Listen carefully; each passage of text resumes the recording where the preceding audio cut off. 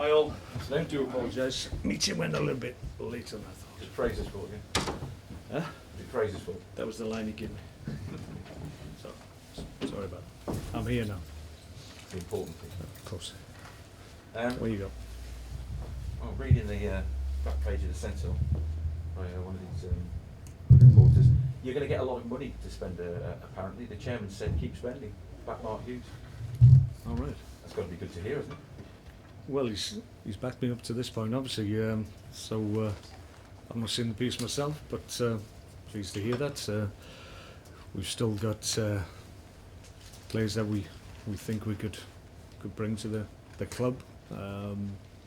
So we'll look at that in the summer. If there's the finances to bring them, then we'll try and do that. But nice of the chairman to say he's willing to back me again. It's comforting to know that you're heading upwards, isn't it? Which is where you wanted to go. You wanted to take the club onwards and upwards, didn't you? Yeah, we were always talking about trying to be a consistent team in the top 10. We're striving to do that. We've been able to do that last 2 years. We certainly hope we'll do it again this year. So that shows there's progression and continuity in terms of what we're trying to do. So that was always something that we had a desire to continue. That hasn't changed. So we're still very much of the view that there's more to come from us. But to do that, you need the playing staff to continuously to evolve and improve, and that's what we've tried to do. We haven't done it in one big hit because that wasn't what was needed, because we had a good core, but obviously since I've been here, we've been able to add good quality in most windows, and sometimes you have to be patient. Sometimes the players you want aren't available in a certain window, but the work that you've done initially in one window maybe comes to fruition in another, and that certainly happened on occasions. Shaqiri's case in point, made contact in the January window, and we got him over the line in August. So that's what can happen. You just have to be patient, wait for the deals to formulate and get done. There's talking football about Arnautovic being available for a buyout clause of around about 12 million, which would seem quite good value for a player of these skills. But is this mischief from an agent touting? Well, I'm not. I have to say, I'm not privy to every last detail of every player in the building and what they have or haven't got in their contracts. Obviously, every contract is different. It's structured in different ways, and from our point of view, and certainly from my point of view, it's clear that we want Marco to stay here. I think, being his manager and being around him for the last two and a half years, I think he's best served staying here. I think what he gets here, he probably hasn't got from other places he's been at in terms of encouragement and the opportunity to evolve and develop as a player. I think it's helped that he's come here in the last 2 years, and he obviously is going to have a lot of interest because he's a good player. But sometimes you have to look beyond that and see if you do make the decision to leave. Then you've got to understand what you're giving up, and he's an intelligent boy.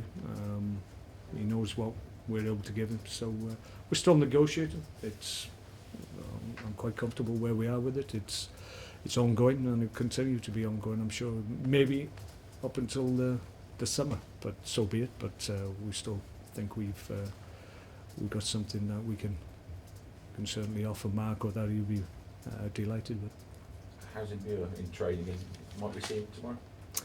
Yeah, he could be involved. He's only been with us a couple of days, obviously, in terms of the playing group. We had a split group yesterday, so he trained with a group of, I think it was eight or nine players. Today, obviously, the whole group came together, so that was his first experience of that. But he's a good player. We know he's a good player, and he's itching to get involved. So it's my intention at some point to obviously involve him as quickly as possible. The sooner he gets involved, and sooner he can understand what the Premier League is about.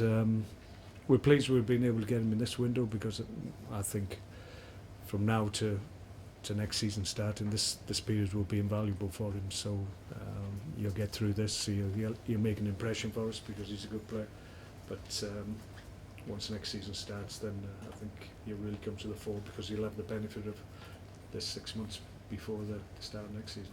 Do you think that you made United look good the other night with a poor performance from yourselves? If you did, if you put that right in training since?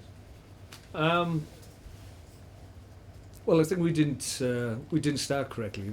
That's what unfortunately undid what we planned to do. So we conceded an early goal, which is the one thing you don't want to do at Old Trafford, and that encouraged them. Obviously, we couldn't play on any anxiety that they had and was well documented about before the game as a consequence of that early goal. And they got their tails up for about 10-15 minutes after that, got second, and then it was always going to be difficult. We lost players, obviously key players in defensive positions, and along with that we still felt at 2-0 we could still try and get into the game. Possession wise we did fine and kept on the ball without really creating a great deal, to be perfectly honest. They were quite comfortable, and in the end we conceded another when we were a little bit stretched, but we didn't play as well as we could do. United apparently were a lot better than they have been in recent weeks. That always seems to happen, so it is what it is, but yeah, we have to just put that behind us. We've just come through a really difficult period, intense period, like everybody. We're not making excuses, but I think after the game tomorrow we will have gone through 12 games, really high intensity games. We will have played Everton home and away, Liverpool home and away, Man United home and away, Arsenal within that, Leicester away as well. So very little respite really in the 10 to 12 games that we've just come through. So all in all, within that there were 7 away games as well. So we're delighted that we got a home game at long last. So it'd be good to get back on the Britannia and get back to winning ways.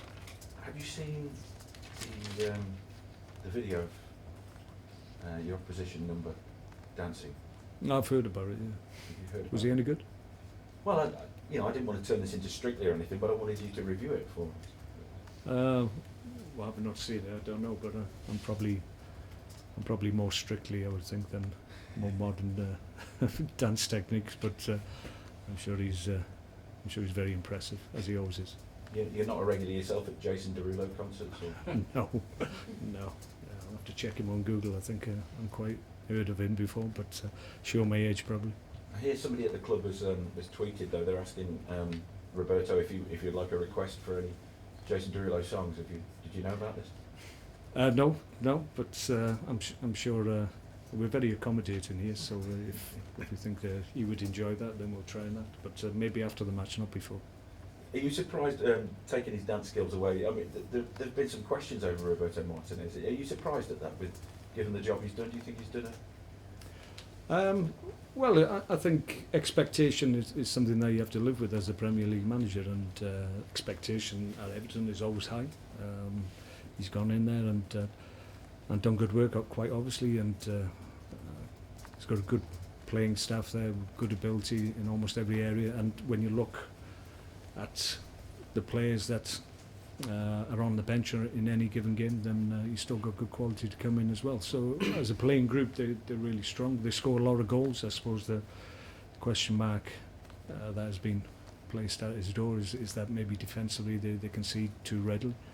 But maybe on occasions they would feel they haven't got the balance between attack and defence, but we all say that on occasions. So I think given the amount of goals and the threat of goals that they have, they probably feel they should be in a different position, maybe a higher position. But when you watch Everton, you always look at them and feel that they're one of the better sides in this league in terms of what they're trying to do and what they're capable of doing. So on that basis, you have to say it's a good group with good potential.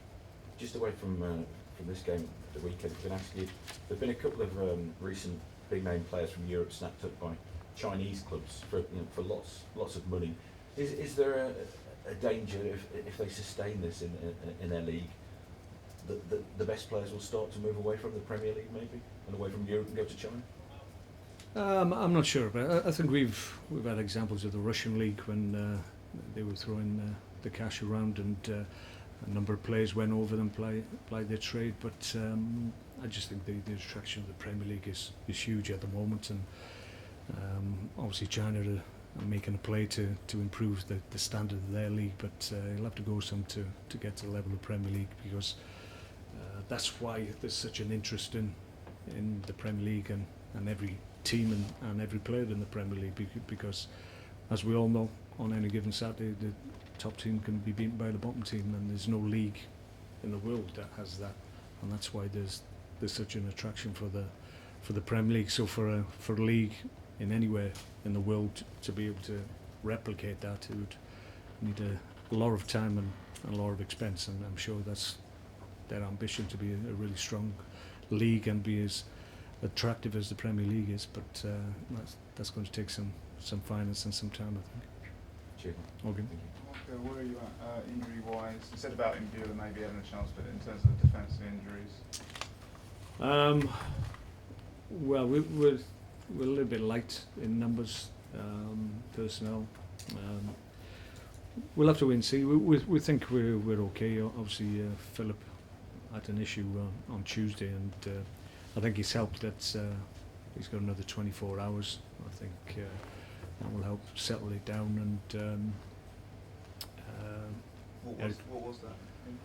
well, he'd had a real bang on the outside of his calf at the weekend at Crystal Palace, and he was very sore. And before the game started, he felt discomfort in the calf, and was aware of it even before the game started. He tried to go out there and see if he could give it a go, but unfortunately he had to come off in the end, and it was difficult for everybody. But we hope that as a consequence of coming off early and understanding that if he'd have stayed on any longer, he might have done further damage. Hopefully that gives him a chance tomorrow.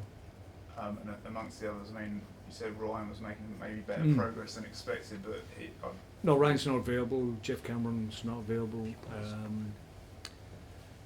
We've got a few bumps and bruises from the other nights. Eric Peters has got a nasty gash on his leg as well, but he'll be okay.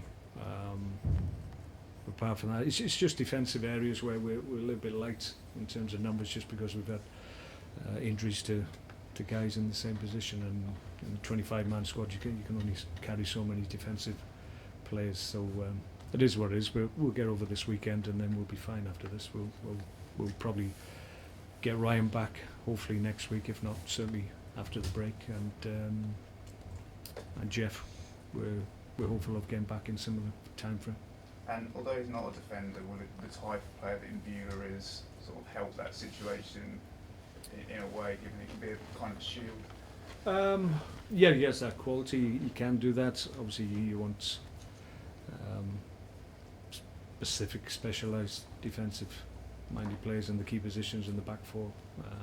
But when you've got guys that understand the defensive responsibilities that you need as a defensive midfield player, and we're lucky in that respect. Like Glenn Whelan as well has got that in abundance. So we should give him enough protection, whoever's there anyway. But ideally, we need to get the guys that are not available back quickly, so that we have a bigger quarter to pick from.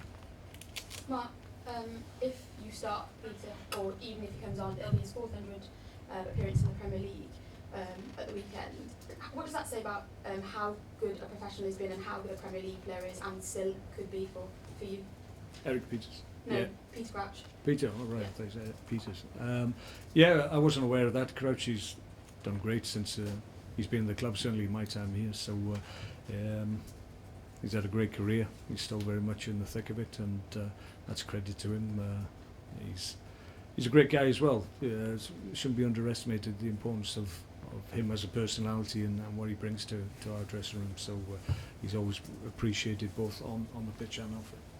Is it important to have that experience in the dressing room? So many Premier League appearances. for the games against like Liverpool recently, I mean, you played him and his experience was invalid in that game, wasn't it? Yeah, there's a lot to be said for it. Premier League is especially, we keep on emphasising it, but the experience of, well, the games that Peter's been involved, not only in the Premier League but in Europe as well, that comes to the fore, and situations where sometimes momentum shifts in games, then he can recognise it more quickly than others who probably haven't had as many games as he has. So that insight and that knowledge of the Premier League is invaluable to us. Are you looking forward to being at home and being at Britannia? Very much so. Yeah. It does seem a long time since we were last out there. It's been a hard period. Like I said, 7 out of the last 11 games have been away from home, so it's been tough. But we'll get back on track. We feel tomorrow. Really looking forward to it. I think it's weather-wise, it's going to be quite interesting. So we'll look forward to that as well. Obviously, the last game ended with a quite dramatically penalty. Out of the last 4 meetings, 3 of those meetings have ended with the last goal being a penalty. Is that something maybe you need to, well, either team need to look at? No, I think games between Stoke and Everton are always really evenly contested and enjoyable games for the most part. We've come out on top in recent times. I think we did the double last year. We've got a chance to do the double over them this year as well. So we'll try and achieve that if we can. But 2 strong sides, two good squads, 2 great clubs, and always a good matchup. You talked about the expectation at Everton, Mark. Have you sensed a shift in the expectation at Stoke since you arrived, and what's expected from the supporters and people outside the club? Yeah, I think that's true to say. I think I've never been afraid of expectation. It's you can either lower expectations but then overachieve and you look better as a consequence. But if you're honest and you tell people what you expect and what you think of your playing squad and their potential, then that expectation runs alongside your ambition for the club and for your squad. And I've always worked with expectations. Sometimes it can bite you on the backside when you don't reach the expectations that you've talked about, and then people become a little bit disappointed. But for the most part, since I've been here, we've worked with it and worked well with expectation, and it's part of what we do, and we're trying to overachieve every time we go out and every time we play and every season. So that will continue while I'm here. Okay. Thanks, mate. Want to do that now, Carl? Yeah. Okay. Yeah.